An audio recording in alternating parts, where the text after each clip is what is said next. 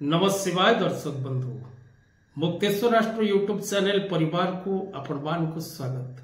जो मित्र माने आमरी चैनल को लाइक शेयर और सब्सक्राइब करि नांती समाने लाइक शेयर और सब्सक्राइब करबा को कदापि भूलंतु नहीं। दर्शक बंधु आजिर कार्यक्रम माध्यम रे आमे आलोचना करिबा मिथुन राशि 2025 वार्षिक राशिफल मिथुन 2025 मसीहा राशिफल मिथुन राशि मिथुन लग्न नाम राशि रे मिथुन एवं विशेषकर मृगशिरा नक्षत्र मिथुन आद्रा नक्षत्र मिथुन पुनर्वसु नक्षत्र मिथुन राशि सहित किपरि रहिछि 2025 रो भविष्यफल।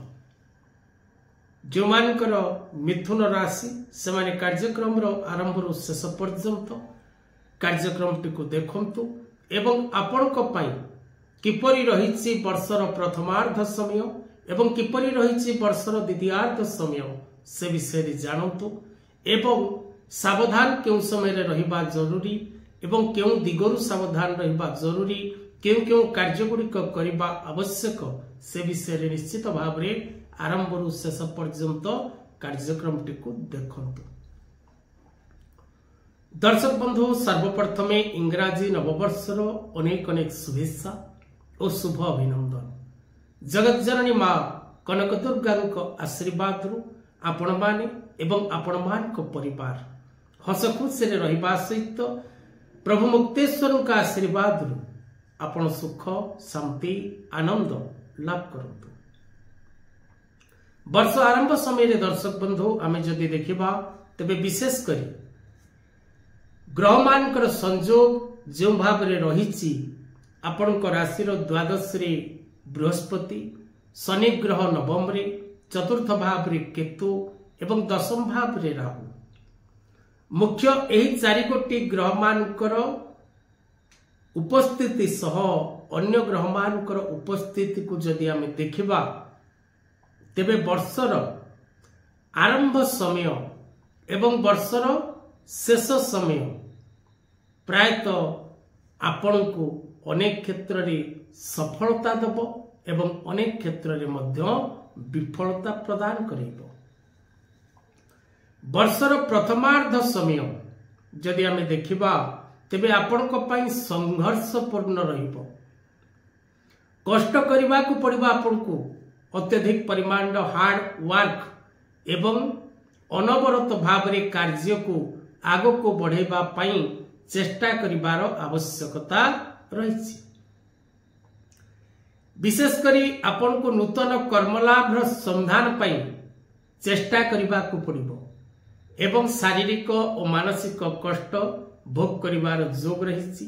विशेष करी वर्षर आरंभ समय गुड़िक आपण को पाई पूर्ण रूपे शुभदायक नुहे।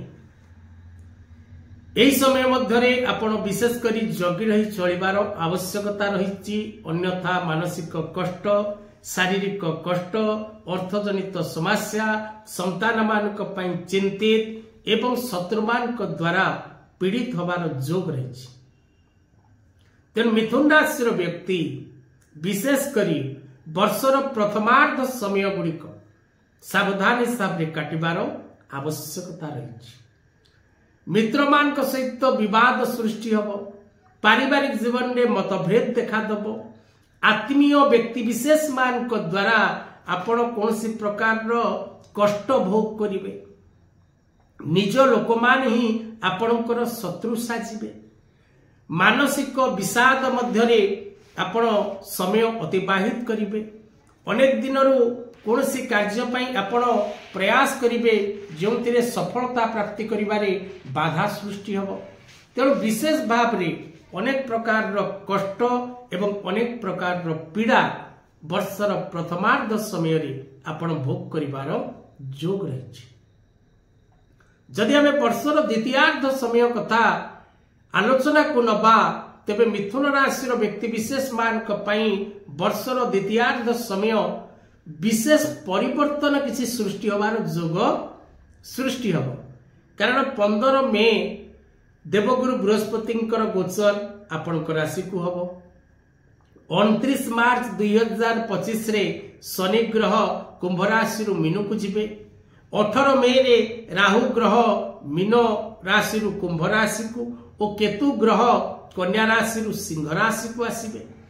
तेणु ए प्रकार द्वितीयार्ध समय ग्रह परिवर्तन रे आपण को व्यापार क्षेत्र रे, कर्म क्षेत्र रे, अर्थ आगमन क्षेत्र रे अनेक सफलता प्राप्ति करिवार जोग सृष्टि हबो। विशेषकर दर्शक बंधु आपण जदि कोनोसी प्रकार निजस्व कार्य आरंभ करबा को चाहथांती तेबे समय आपणक फरे रहिबो।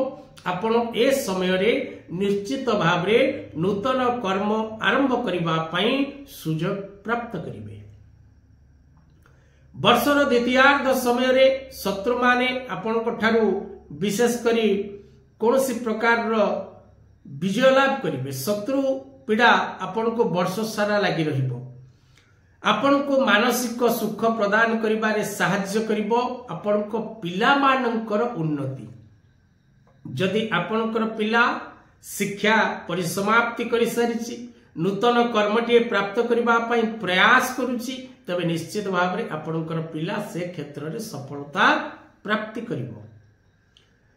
विशेषकर जो माने share market, travel agency, engineering sector, real estate sector, media sector, प्रशासन सेक्टर, स्वास्थ्य सेक्टर, शिक्षा सेक्टर, कृषि सेक्टर, शिल्प सेक्टर, एक्टिंग सेक्टर, राजनीति सेक्टर, सेना सेक्टर, मत्स्य व्यापार सेक्टर, संगीत सेक्टर, इलेक्ट्रॉनिक्स मीडिया सेक्टर रे जो माने मिथुन राशि मिथुन लग्न बा नाम राशि मिथुन बा आद्रा पुनर्वसु और मृगशिरा नक्षत्र मिथुन राशि सेमानक पाई विशेष करी उन्नति संभव होगा कष्टप्रद रहिबो। वर्षर द्वितीयार्ध आपण को केवल कर्म क्षेत्र जनित किछि शुभ फल प्रदान करिबारे सहायक हबो। नचेत वर्ष तमाम आपण निश्चित भाव रे कष्ट भोगिबे, पीड़ा भोगिबे, दुख भोगिबे। उपाय करंतु, प्रत्येक दिन ग्रामदेवी दर्शन करंतु, पान्ना रत्न धारण करंतु, तीनमुखी रुद्राक्ष प्राण प्रतिष्ठित करी धारण करंतु बा पंचमुखी रुद्राक्ष धारण करंतु बा सप्तमुखी रुद्राक्ष धारण करंतु।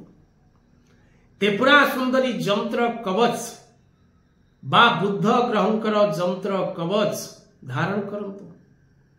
पितामातांकर आशीर्वाद नियंतु। किन्नर मानकु निज शक्ति एवं सामर्थ्य अनुसार साहाय्य और सहयोग करंतु।